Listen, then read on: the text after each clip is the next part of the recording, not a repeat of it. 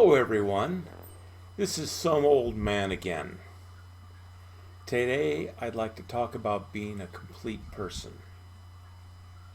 Every one of us is different, which is great, but some of us are not complete. We start out life as incomplete little human beings, and our life experiences help us grow in different directions. Some of us are athletic and become great at sports. Others are studious, get good grades in school, and go on to become doctors, lawyers, and engineers. Still others find that they have a knack for mechanics, building, or some other skill set, and find themselves with a career in automotive repair, construction, or any of 100 different vocations. All good. But none of these things makes us a complete person. Each of us should have more than one skill, even though we don't get to have all skills. For instance, I can't play basketball if my life depended upon it. On the other hand, I can swing a hammer and do basic carpentry, even if not at the level of a professional in that area. I can putter around in the garden and pull a little bit of a harvest of fruit and vegetables at the end of the year. But I'll never be a farmer. I can do some basic computer programming, but I really don't want to do the kind of things that a modern software developer does. I like to play with ham radio, but I'm not an electrical engineer or a communication technician. If you think about the various skills that you have developed during school, your career, and in life, I'm certain you can enumerate a list of things that make you a complete person. If all that you can do is play basketball, I claim you're not whole.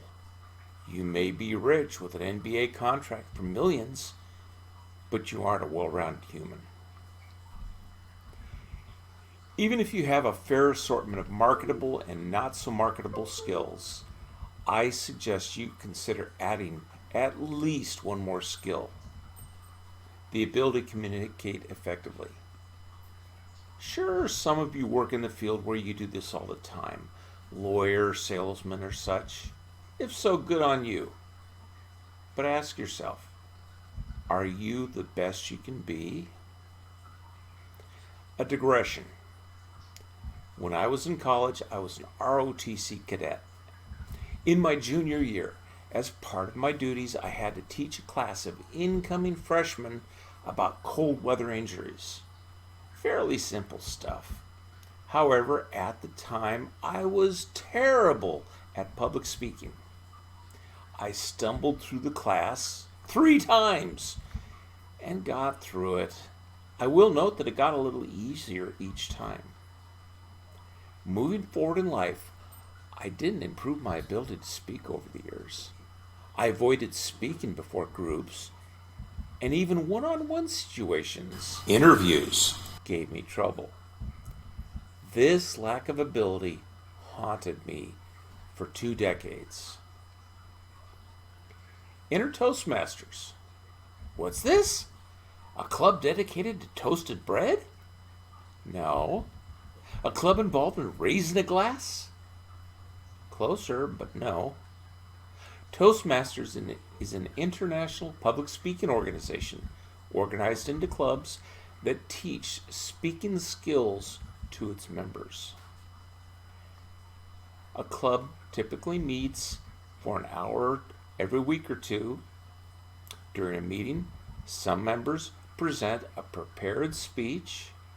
Other members give a written and verbal evaluation of those speeches. And still other members get a chance to speak extemporaneously in response to questions posed by a table topics master. Every club in the world is different, as you would expect when you take different collections of people, but they all follow the same general format. The only structure is the guidelines for the speeches, not the content. Speeches can and have presented on any number of subjects.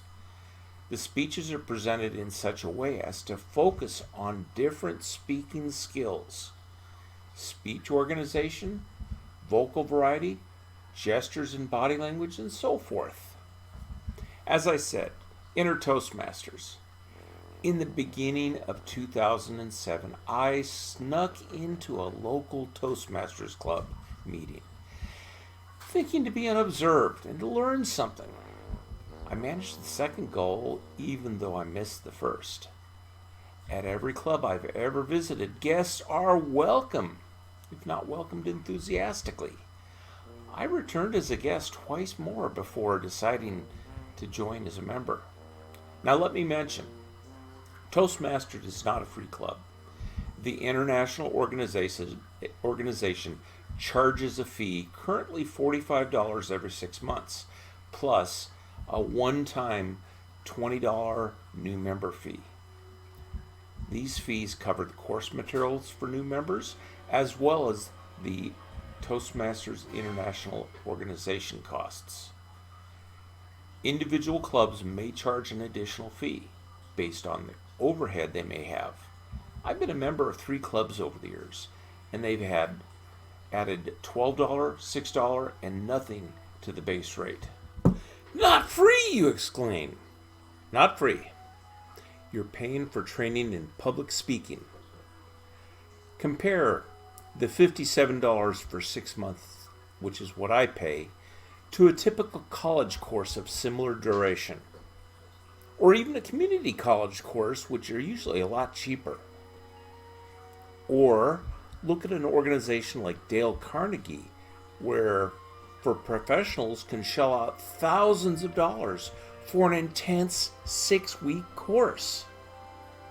Sure, there are free courses available online, but remember the old maxim: you get what you pay for. Do I recommend Toastmasters? Sure, and I'll admit that I'm biased. I've been a member for over 14 years, and I've given 150 probably, prepared speeches. Some people do join and stay a year and drop out after they've satisfied themselves for reaching whatever level of speaking ability they've decided on. But however long it takes you to reach that level, you can stay in it, and it's going to be the same every year, and you're learning to speak among friends. The group that you're a member of, your club, becomes acquaintances and then friends.